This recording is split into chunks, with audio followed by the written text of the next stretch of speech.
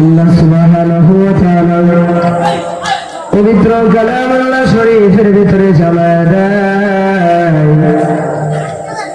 ফাআম্মাল ইনসানু ইযা মাবতালাহু রাব্বুহু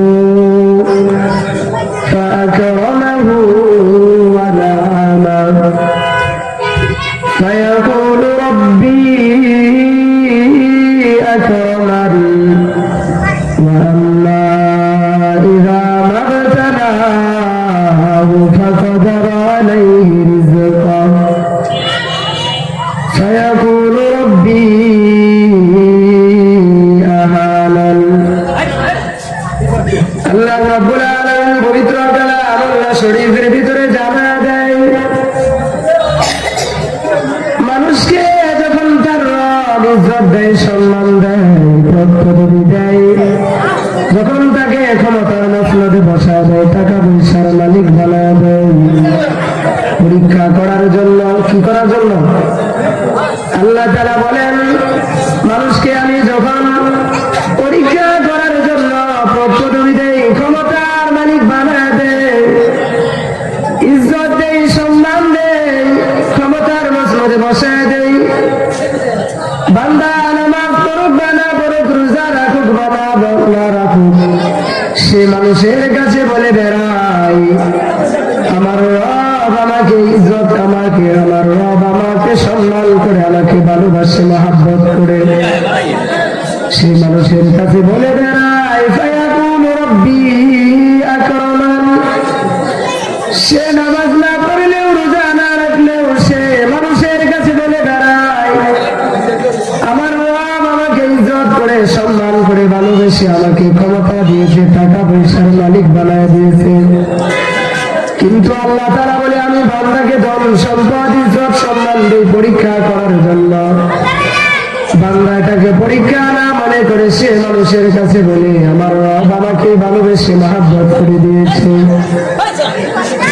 এখন আপনাদের কাছে আমার প্রশ্ন হলো, ধন সম্পদ ইজ্জত সম্মান যদি আল্লাহ তাআলার ভালোবাসার মাপকাঠি হয়ে যেত, তাহলে পয়গম্বর মূসা আলাইহিস সালামের জামানায় কারণ সবচাইতে বেশি আল্লাহ তাআলার ভালোবাসার, সবচাইতে বেশি আল্লাহ তাআলার ভালোবাসা পাওয়া যেত, ঠিক কিনা? ধন সম্পদ যদি আল্লাহ তাআলার ভালোবাসার মাপকাঠি হতো, তাহলে মূসা আলাইহিস সালামের জামানায় কারণ সবচাইতে আল্লাহ তাআলার পছন্দের বান্দা হয়ে যেত, ঠিক কিনা? কেননা কারণকে আল্লাহ রাব্বুল আলামিন পৃথিবীর অন্যরকম ভাবে তাকে তার ক্ষমতা দিয়েছিলেন। কারণকে আল্লাহ রাব্বুল আলামিন এত ধন সম্পদ দিয়েছিলেন যে কারণের এত সম্পদ ছিল যে কিতাবের ভিতরে এসেছে কারণের কেমন সম্পদ ছিল, তার যে সিন্ধুক ছিল, ওই সিন্ধুকের তালার যে চাবি ছিল, ওই চাবি বহন করার জন্য একাধিক কূপ ছিল, ঠিক কিনা? এত ক্ষমতা পাওয়ার পরেও আল্লাহকে পায় নাই, ঠিক কিনা? কারণকে যখন পয়গম্বর মূসা বললেন কারণ আল্লাহ তোমাকে অনেক সম্পদ দিয়েছে, আল্লাহর সম্পদ পেয়েছো, এবার তুমি আল্লাহর রাস্তায় কি করো? আল্লাহর রাস্তায় যাকাত দাও, এই সম্পদের যাকাত দিয়া সম্পদ পরিষ্কার করে নাও, ঠিক কিনা? কারণ অস্বীকৃতি জ্ঞাপন করলো, যাকাত তো দিল না, উল্টা আরো হযরত মূসা আলাইহিস সালামের বিরুদ্ধে অপকর্মা নারীকে লাগায় দিল। ওই অপকর্মা নারী যখন বেশ্যা নারীকে লাগায় দিল যে যাও তুমি মানুষের কাছে বলে বেড়াইবা যে মূসা, পয়গম্বর মূসা আমার সাথে অপকর্ম করেছে, বলেন নাউযুবিল্লাহ। একজন নবীর দ্বারা কেটে সম্ভব? এরকম ভাবে যখন ওই বেশ্যা বেগানা নারী যখন দুনিয়ার মানুষকে বলতে চায়, যখনই ওই নারী বেশ্যা নারী যখন বলতে চায় ও দুনিয়ার মানুষ, পয়গম্বর মূসা আলাইহিস সালাম আমার সাথে অপকর্ম করেছে, এই কথা বলার আগে তার জবান আল্লাহ তাআলা বন্ধ করে দেয়। কেননা আল্লাহর নবীর সাথে এত বড় বেয়াদবি, এত বড় গাদ্দারি, এটা মহান রব্বুল আলামিন কোশ্চিন খালি বরদাস্ত করবেন না, কথা বলেন ঠিক কিনা?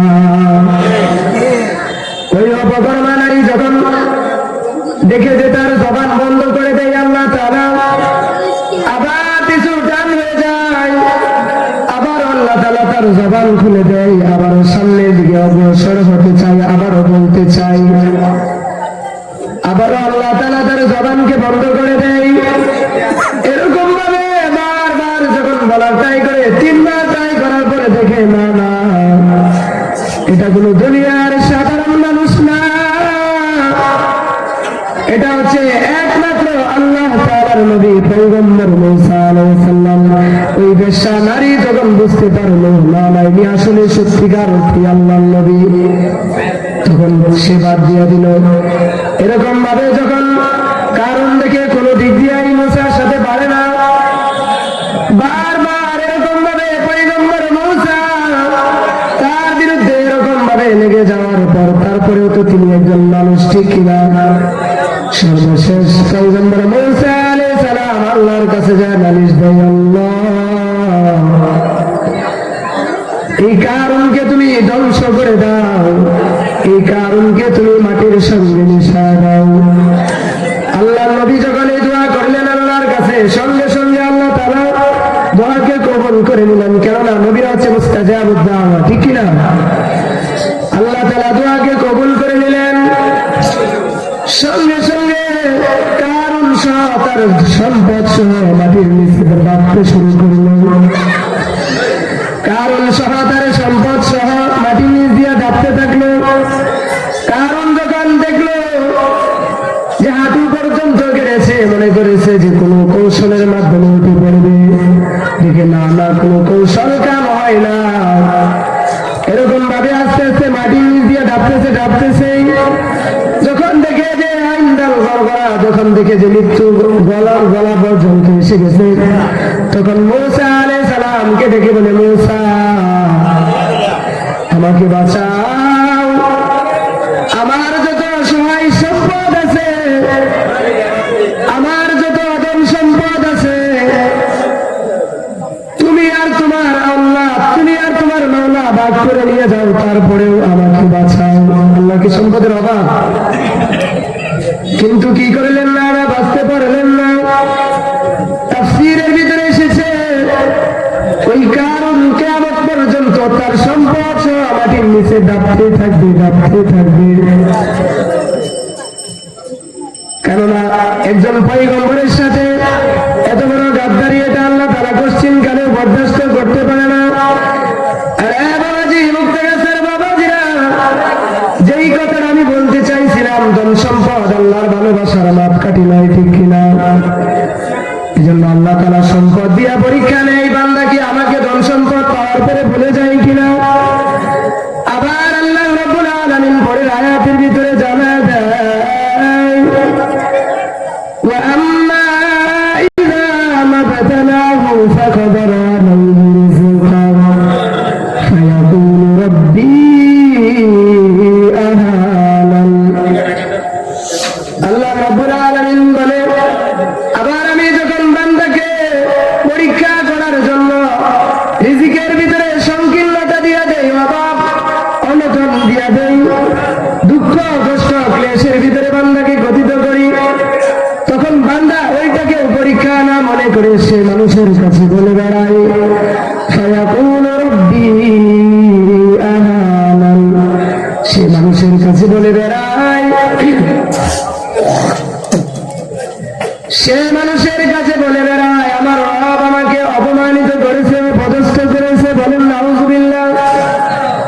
মুফাসসিরিনে কেরাম তাফসীরের ভিতরে লেখেন, সে তার নিজের ভাষায় এটাই বোঝাইতে চায়, সে যেন দুনিয়ার মানুষকে এটাই বোঝাইতে চায়, সে যেন এই কথাটাই বলতে চায়, আমি আর সম্মানের উপযুক্ত ছিলাম, আমি ইজ্জত পাওয়ার, ক্ষমতা পাওয়ার, ধন দৌলত পাওয়ার উপযুক্ত ছিলাম, কিন্তু আমার মালিক আমাকে দেয় নাই। আল্লাহ তাআলাকে সে দোষারোপ করে, কি করে? সে আল্লাহ তাআলাকে দোষারোপ করে। অথচ আল্লাহ তাআলা এটাই বান্দাকে পরীক্ষা করতে চায়, ধন সম্পদ পাওয়ার পরে বান্দা কি আল্লাহকে ভুলে যায় কিনা। আবার অভাব অনটন বান্দাকে যখন দেয়, বান্দা আল্লাহ তাআলার সাথে আল্লাহ তাআলাকে ওই বান্দাও ভুলে যায় কিনা, এটাই আল্লাহ তাআলা পরীক্ষা করতে চায়। এজন্য অভাব অনটন আমাদের মাঝে আসে না? চলতে গেলে আমাদের ভিতরে অনেক দেওয়া যায়, চলাফেরা করতে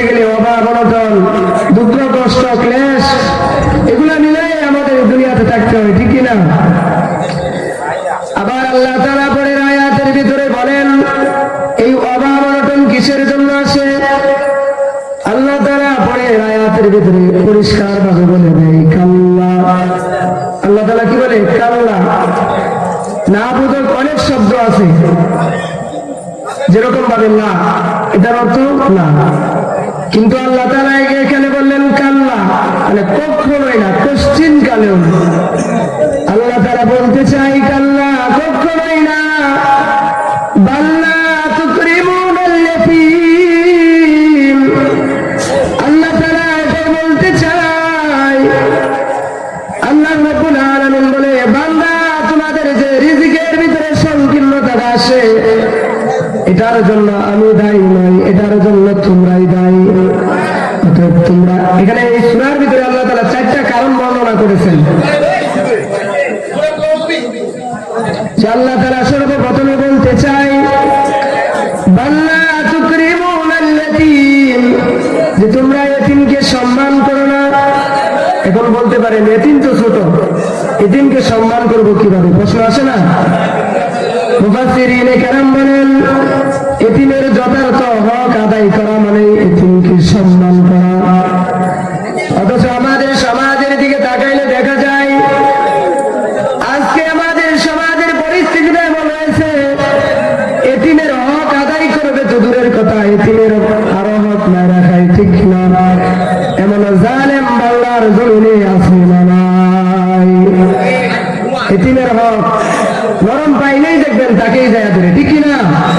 এরকম মানুষ, এরকম জালেম আমাদের বাংলার জমিনে অভাব নাই, ঠিক কিনা? ইন্নাল্লাযীনা ইয়াকুলুনা আমওয়ালাল ইয়াতামা যুলমান ইন্নামা ইয়াকুলুনা ফী বুতুনিহিম নারা ওয়া সায়াসলাউনা সাঈরা। যারা জোর জবরদস্তি এতিমের মাল ভক্ষণ করে, তারা যেন তাদের পেটে আগুনকে ভক্ষণ করলো। কি করলো? আগুনকে ভক্ষণ করলো। আর আগুন কোথায় থাকে? জাহান্নামে থাকে। আগুন কোথায় থাকে? জাহান্নামে থাকে। তারা অচিরেই জাহান্নামে ঢুকবে। এজন্য এতিমের হক আমরা যথার্থ আদায় করবো ইনশাআল্লাহ। আমরা পারবো তো ইনশাআল্লাহ? এতিমের হক বাইরে খাইলে কি হবে এটা আমরা সকলেই জানি, ঠিক না? ওয়াজ নসিহত আমরা প্রত্যেকেই শুনে থাকি, এই জন্য মানতে হবে, ওয়াজ শুনতে হবে, তারপরে কি করতে হবে? মানতে হবে, ঠিক না? আসলে হযরত চলে আসছে, কথা বলাটা আমার জন্য বেয়াদবি। তারপরে ছোট মানুষ, যে কথাগুলি বললাম যদি কোনো ভুল ত্রুটি হয়ে থাকে, সর্বপ্রথম আল্লাহর কাছে ক্ষমা চাই, আপনাদের প্রত্যেকের কাছে ক্ষমা চাই এবং দোয়া চাই, হযরতের কাছে দোয়া চাই, ক্ষমা চাই। যদি কোনো বেয়াদবি মনে করে থাকেন আল্লাহর কাছে ক্ষমা করে দিবেন। আসলে আমি আপনার মাদ্রাসারই ছাত্র, বিভিন্ন জায়গায় আপনাদের দোয়ায় প্রোগ্রাম করি। আল্লাহ তাআলা বিশেষ মেহরবানিতে প্রায় অনেক জায়গায় সফর করে থাকি, আলহামদুলিল্লাহ। দোয়া করবেন আল্লাহ তাআলা যেন এই কথাগুলি দ্বীনের জন্য কবুল করে, সকলে বলে আমিন। আমি আসলে ওয়াজ করি নাই, মূলত দোয়া চাওয়ার জন্যই বলছিলাম, সর্বপ্রথমই আমি বলছি। অনেকে আছে, সকলে আমার জন্য দোয়া করবেন এবং এই মাদ্রাসার জন্য দোয়া করবেন। আল্লাহ তাআলা যেন এই মাদ্রাসাকে ভরপুর কামিয়াবি দান করে, আজকে এই মাহফিলকে যেন ভরপুর কামিয়াবি দান করে, সকলে বলে আমিন। এই বলেই আমি আমার সংক্ষিপ্ত আলোচনা এখানে শেষ করলাম, সময় স্বল্পতার কারণে। সালাম, আসসালামু আলাইকুম ওয়া রাহমাতুল্লাহি ওয়া বারাকাতুহু। আলহামদুলিল্লাহ, সকলে বলি আলহামদুলিল্লাহ। আজকের মাহফিলের যে